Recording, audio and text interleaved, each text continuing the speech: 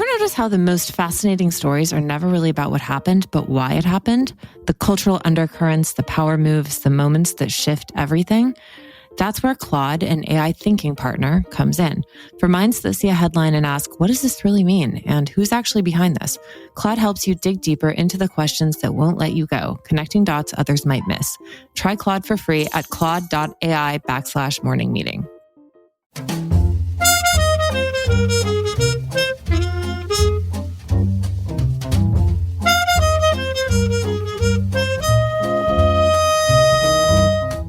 Happy Saturday. It's October 18th, 2025, and you're listening to Morning Meeting. I'm Ashley Baker in New York. And I'm Michael Haney, also in New York. And we are two of your airmail editors here that are hell-bent and determined to find some good in the world. But first, in our dystopian world this week, Trump announced that he's going to meet Putin in Hungary. Mitch McConnell collapsed on the floor of the Senate. And the Reform UK leader in Wales has pleaded guilty to taking bribes from the Russians. Also, Kevin Federline, the ex-husband of Britney Spears, has written a memoir in which he says what many of us have been thinking all along. Perhaps that conservatorship wasn't entirely misguided after all. He's now calling for a new movement, Save Britney. God save us all. As usual, Airmail is the antidote to all of these issues, and we've got a great issue and episode for you today. Yeah, we all know the White House has decided it wants to change how American universities run themselves. And to do that, the White House is holding back federal funding from many of them. Last week, the Trump administration offered 9 colleges, including Brown, University of Pennsylvania, University of Southern California, and others, a deal that would trade special treatment regarding federal research funds in exchange for signing on to a list of conservative demands, including monitoring employee speech. It's a chaotic, strange moment, and yet, as our colleague Clara Molo asks, why aren't more university presidents pushing back? She'll have the answer. Then, if you are of a certain age, meaning maybe you remember the age of Aquarius, you might recall a store in London with the improbable name Granny Takes a Trip, with customers that range from John Lennon to Lou Reed to Mick Jagger. It put the swing in swinging London, and our colleague, Mark Rozo, is going to join us with his look back at it. So Ashley, where would you like to begin today? Why don't we talk about the way that some of our most treasured intellectual institutions have completely capitulated to Trump? That's cheerful news. Clara Molo is the investigations editor at Airmail, here to explain. Welcome, Clara.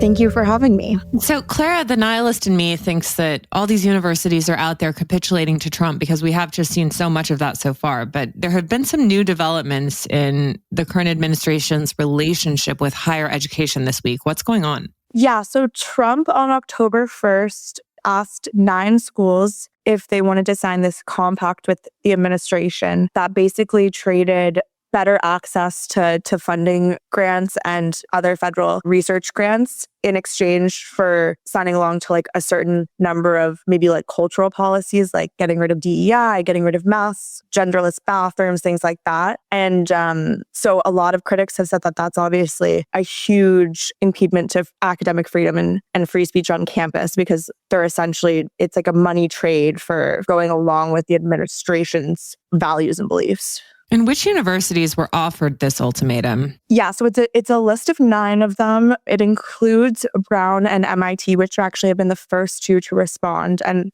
reject the compact. Other universities are USC, University of Texas, Austin, I think responded and was like, we're interested, maybe. So we'll see there. Vanderbilt. Basically, it was 9. And then as of, I think yesterday, Trump tweeted on True Social and was like, we're opening it up to everyone, basically. So like 5,000 more universities now have the option, which is kind of interesting because it started off being kind of an elitism thing, that these 9 were going to have the opportunity to have like special treatment. And now some people have been talking about it as like, second tier schools maybe will have like deals with Trump, and the Ivies maybe will, reject the compact altogether. I mean, this seems just like a massive amount of effort. Like, why does Trump care so much about what's going on in higher education? I mean, look, we know the broad strokes of the issues that, he's been dealing with Columbia and Harvard and all of these things. But like every single university in the US, I mean, it seems like such a control play. Yeah, I think it's a mix of 2 really different factors. One is that Trump seems really motivated by kind of petty individual drama. So he's picking on schools where he has prior relationships. And two is maybe like bigger than Trump. And it seems like this larger attack on the truth and free speech and these kind of very like American principles. So Claire, one of the things is, early on, I guess, a couple of years ago, I should say, you had Claudine Gay at Harvard and university presidents who tried to sort of like take a stand or not take a stand. And they got caught in the crosshairs, got pushed out. They were sort of that first wave. But you ask in your column this week, why aren't more university presidents speaking out and taking a stand? And so tell us, like, where are university presidents right now in this sort of like next chapter of dealing with the Trump administration and what that administration wants out of colleges? Yeah. So post October 7th and then post Trump's election, the second election, a lot of universities have adopted this kind of, as you say, institutional neutrality, which is a term that comes from the University of Chicago, which has a long history of promoting free speech. And it's basically this idea that the school isn't going to take political or financial stances based on like its ethics, essentially. So like that the school is not going to come in and say like, Hamas is wrong, Israel is wrong, or like, we support like Ukraine, because it's not directly impacting the school. And so they're only going to respond or speak out when there's an issue that's actually threatening the campus. And they think that's a way to make it so students on campus can feel like they can be open about what they actually believe. And it's not going to be pro or against like the actual school's beliefs. However, there's if you're following the like quote unquote Chicago tradition, there has always been a really key exclusion. And it says that it's not even that the school can get involved or speak up when its mission is directly threatened, but it has the duty to. So a lot of these schools have like adopted these policies of institutional neutrality, but kind of have forgotten this main clause, which if you really are following that kind of policy, this would be a time where you actually have to speak up, because nothing is more threatening to the mission of the university than basically like an authoritarian government saying that like they're going to punish the school for having free speech. Right. So if I understand you, it's you should speak up if it's a threat to an existential threat to the university, which is, you would argue, what this is, because the administration is asking you to like sign on the dotted line, or you're not going to get funding, which could be critical to your economic well-being, right? Right. Basically, not only you should, but if you're really following institutional neutrality, you're actually obligated to. I mean, Clara, how are the students on campus responding to this proposition? The funny thing about college campuses is like there's such bubbles. I was in school during Trump's first term in office, and I feel like there's all this, like campuses are obviously a place where like protests are centered there and like young people tend to be more liberal, more outspoken. But at the same time, you're almost protected from any kind of like real world problems. Like people on campus, my experience was like my friends didn't read the news. And there was like, honestly, like this weird disconnect. One of the presidents university presidents is the president of Dartmouth, who seemed to sort of like a few years ago sort of figured out, like at a time when the occupiers were on the front lawns and people were taking over buildings, she sort of took a hard line for an Ivy League school, right? Yeah, she definitely was the most strict. She had just started, and she has an interesting background because she was at the University of Chicago. So she has this kind of like staunch free speech academic background. And at the same time, she was president of Barnard. And there, for instance, she signed a letter when the Supreme Court reversed Roe v. Wade. She was one of like maybe a handful of university presidents who spoke up, because she said at the time, that was antithetical to Barnard's mission. But since she's gone to Dartmouth, like she's kind of developed a reputation of being quote unquote like a Trump-friendly president, or that Dartmouth was the Trump-friendly Ivy. And part of that has been how harsh she's been on protests. She would tell you that she just believes in a very strict idea of free speech, that like if you, by being a place you're not supposed to be, by yelling, like are impeding on someone else's free speech. And so what she's trying to do is make sure that doesn't happen.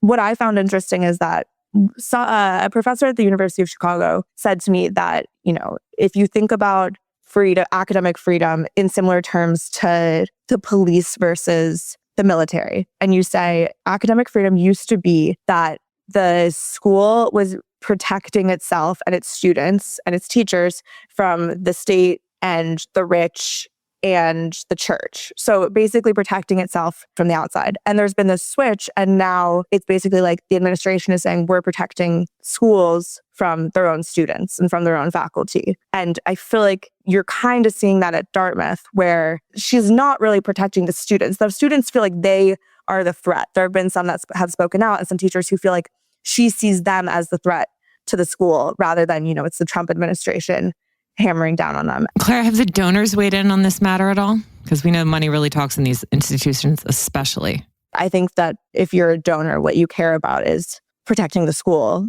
If you really love Yale, you just want Yale to continue on. So I think that presidents who have been able to thread this needle of seemingly like keeping a backbone, but not being too outspoken, are being praised. And I also think like we have to take a step back and realize that some schools have so much more on the line than others. Like if you're a school with a hospital, for instance, you are going to be way more impacted than if you don't, because all of those research cuts, like I think half of Yale's annual income is from the medical school and hospital. And that's being really hurt. Whereas if you're like a small liberal arts school and you don't have other schools attached, you probably don't rely as heavily on those grants. And so you have more of an ability to be outspoken at this moment without feeling the cost. Well, Clara, thank you so much. Fascinating stuff. Thank you.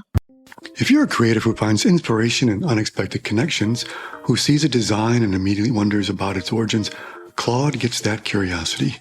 Whether you're developing concepts, researching visual trends, or exploring how ideas move between industries, Claude helps you follow those creative rabbit holes that lead to breakthrough insights. Try Claude for free at claude.ai/morning meeting and see why the world's best problem solvers choose Claude as their thinking partner.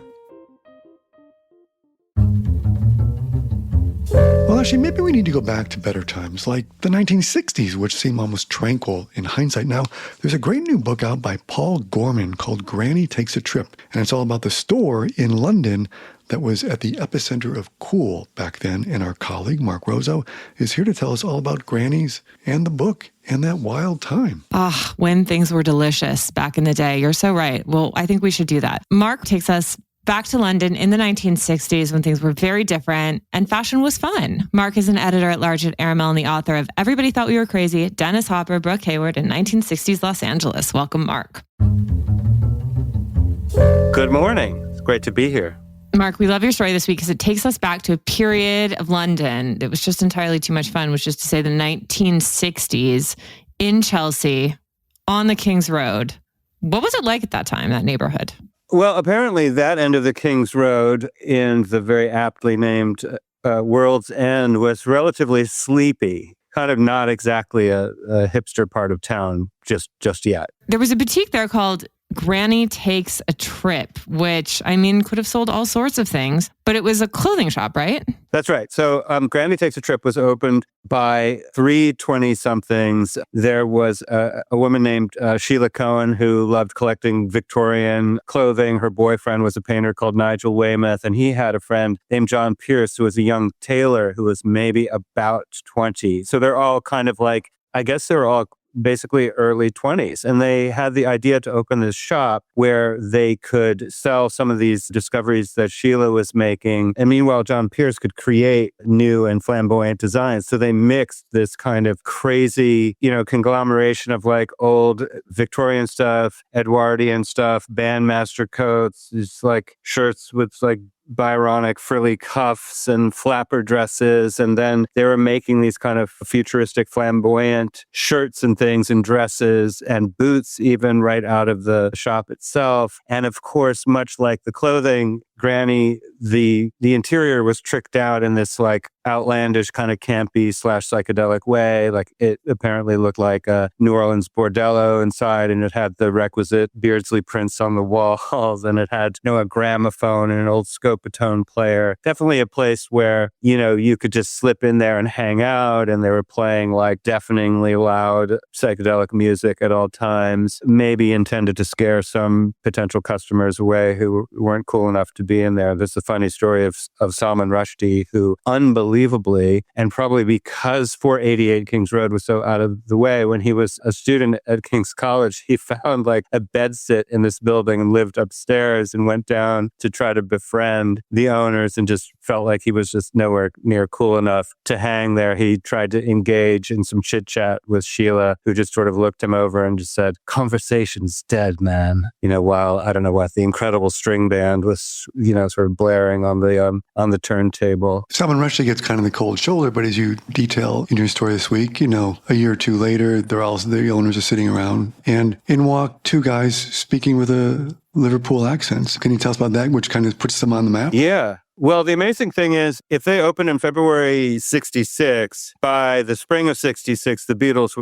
were already wearing Granny Takes a Trip shirts and whatnot. And this happened because one day when the three owners were sitting around the shop, business was between slow and non-existent, and they were just smoking a joint one morning, and the door, the bell jingles, and they hear these voices come in, and of course they're Liverpudlian accents, and it was John Lennon and Paul McCartney, and they're saying like, "Oh wow, this is a really great place." So before you know it, our airmail friend and colleague Michael Lindsay Hogg is shooting a promotional video for their song Rain, and the Beatles are all wearing Granny Takes a Trip shirts and that. And a still from that shoot becomes the back cover of the Revolver album, which comes out later in 1966. So there really could not have been better advertising in 1966 than having the Beatles wear your stuff. So soon enough, the Stones were getting into the act, and Granny just blew up. And it seemed like anybody who was anybody was walking through those doors, buying any number of things. It could be, Anita Pallenberg and Brian Jones, to John Paul Getty II, to Faye Dunaway, various Warholians. And of course, Granny Takes a Trip always had a huge rock star clientele throughout its history. I mean, it sort of reminds me of like a brother shop to Biba, right? Like, because Biba was outfitting so many of the women of that age. And it sounds like Granny Takes a Trip was really getting the men covered now. Absolutely. Paul Gorman, who is the British cultural historian and curator who put together this lovely book that just came out, tells such a compelling story about retail in London at this time being such a pivot point along this kind of road, as it were, along the way to people figuring out how to dress however damn well they pleased. And in London at that time, it included not only Granny, but Biba, as you mentioned. Dandy Fashions was another. Hung on You, I'm Lord Kitchener's Valet. And they presented clothing in a way that felt like fashion, most of them, to men as well as women, which was kind of a novel thing. And as I say, Gorman is a really compelling storyteller in piecing together the way in which Granny and these other shops kind of revolutionized retail in general in London during that era and changed so many habits of taste and custom and merchandising and just attitudes generally about self-expression and self-presentation and all of that stuff. I love that. But like all great things, it sort of has its moment. Kind of, as you know, the 60s kind of end at Woodstock, and what's Joe Cocker wearing, but, some boots he got there. And then kind of like, the 70s come along, new wave, new romantics, and sort of like the shop kind of goes the way of all things rock and roll, right? I mean, it's like it comes in trends and it has its moment, right? Oh, it certainly had its moment, and it was a golden one. And as we were saying, it impacted kind of everything that was to follow. And certainly people aren't walking around wearing crazy William Morris print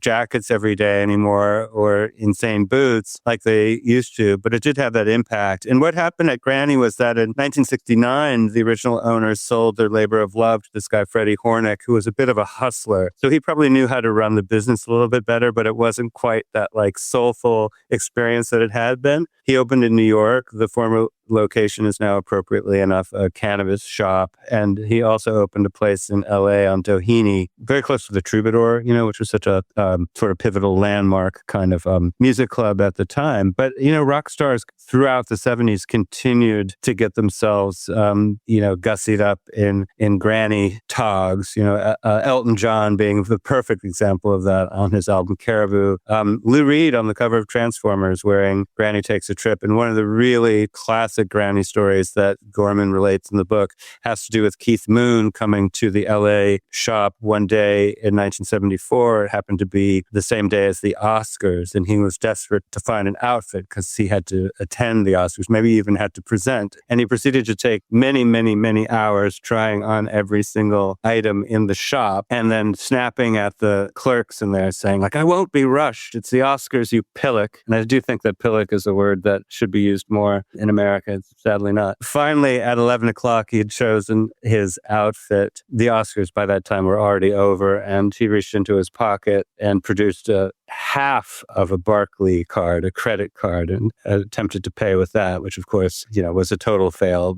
But in true Granny style, they let Keith Moon, the drummer of The Who, walk with the merchandise, who's later photographed wearing a pretty cool outfit, actually. But, it's a good reminder of when fashion was really not just a way to look cool on Instagram, but it was a real means of self-expression and creativity. And, it's a good reminder. We should probably get back to that period. I think you look great. And I think, let's take our big floppy pimpy hats off for Granny Takes a Trip, who allowed us all to dress in however we wanted to. Thanks so much, Mark. Thank you.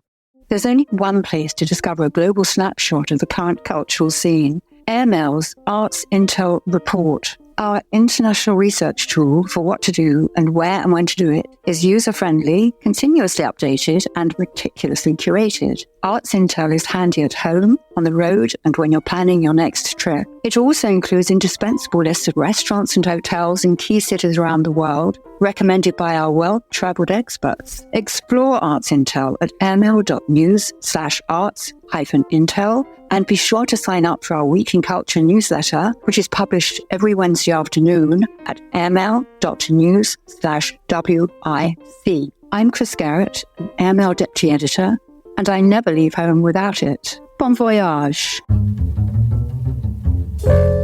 Okay, well, Michael, it is the weekend. I know you've got something you can recommend to us. Please tell me everything. I do. I got something that's going to make us all happy. Were you ever a fan of John Candy, Ashley? Are you kidding me?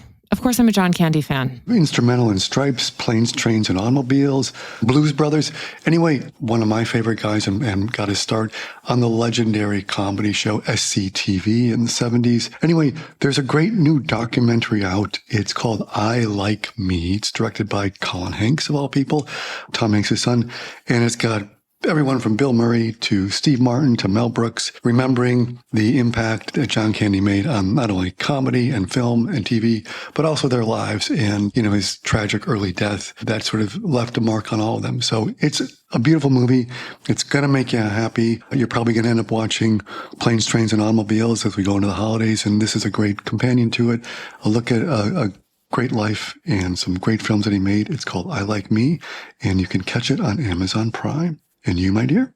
Okay, well, on a completely different note, in a far more depressing territory, have you seen My Father, the BTK Killer? It's this new documentary on Netflix. I haven't. I've got John Candy. You've got My Father, the BTK Killer. What do you got? All right, well, are you familiar? Have you ever heard of the BTK Killer? Yes, bind, tie, and kill. Bind, torture, kill, to be precise. I mean, this is a story that's of special interest to me because this guy terrorized the city of Wichita, Kansas in the 1970s, and that's where I grew up. And he, oddly enough, resurfaced in 2025. I mean, he killed 10 people. He was a complete, as we say at Airmail, attention whore, and was engaging with the media all the way. So his story was quite cinematic and tragic and horrific as well. But he was just like an incredibly enduring figure in Wichita, Kansas lore. And now his daughter, who's named Carrie Rawson, is in her 40s, and she has come out and made a documentary about what it's like to be the daughter of a serial killer. And this guy was so creepy for so many reasons, primarily because he was a family man. He was a scout leader. They called him the dog catcher of Park City. He worked in a tiny little town just north of Wichita, sort of doing municipal stuff, like giving you a fine for, leaving your trash out and those sorts of things. Anyway, it's a really fascinating documentary. It gives you really great insight into this bizarre little Midwestern town, but also the bravery of this woman who, many thought should just stay silent and fade into the background. But, she decided to sort of live her life and reclaim at least part of her story and come out as an advocate, for families who have been traumatized by these events. So anyway, I really recommend it. It's called My Father, the BTK Killer, and it's on Netflix. And then Michael, one last thing. If you haven't already had your Diane Keaton Film Fest, it is time. We had a mini film fest this weekend, past weekend, Brooke and I. We did 2 of them. Oh yeah, what did you see? Well, we started with Annie Hall, of course, la-di-da. And then we did Something's Gotta Give. Two classics. I did the First Wives Club too. See, Brooke, that's her favorite one. But I said, I'm not, I don't want to do that one right now. I like everything about that movie except the end sequence where they're all walking down one of the streets in Soho and singing "You Don't Own Me." It's just like, it's too cheesy of an ending for an otherwise well-acted film. I don't know. It's a precursor. That's a scene that I feel like inspired Sex and the City moments. Yeah, that's a very good parallel. I mean, I had this realization, and maybe this is just because you and I are of a certain age, but don't you feel like in the 90s, like there was always something fabulous coming out? Like every year there was a great movie that was funny and a classic and endured, like just think about the late 90s and the Diane Keaton oeuvre alone. Whereas now, I mean, we do get good movies, but they're like so auteur driven and like serious, that they're just not as much fun. I think that's a good point. Everything's like serious. No one wants to have fun. All the funny stuff is on TV now. Exactly. Or here on Morning Meeting. Exactly. All right. Well, on that note, we want to wish you all a fabulous weekend. That's a wrap on today's morning meeting brought to you by Claude. If you're someone who can't help but ask, where did this idea really come from? Or what if we trace this influence back further? Try Claude. It's the AI that feeds your curiosity rather than rushing you to conclusions. Try Claude for free at claude.ai/morning meeting. Michael, will you please read us out?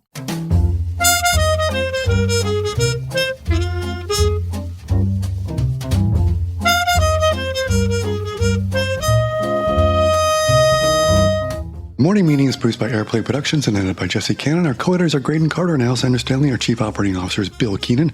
And our deputy editors are Ashley Baker, Chris Garrett, Nathan King, Julie Vitale, and Ash Carter. Our CMOs, Emily Davis, and our music supervisor is Randall Poster. The theme music is The Cute Monster by the Buddy Collette Quintet. A new edition of Airmail is published every Saturday, so please subscribe and enjoy all of our stories on airmail.news, which we update every day. You can also find us on Twitter and Instagram at Airmail Weekly. We will be back here next Saturday with another edition of Morning Meeting, but in the meantime, be sure to subscribe at Spotify or Apple Music. But most of all, thank you again for joining us.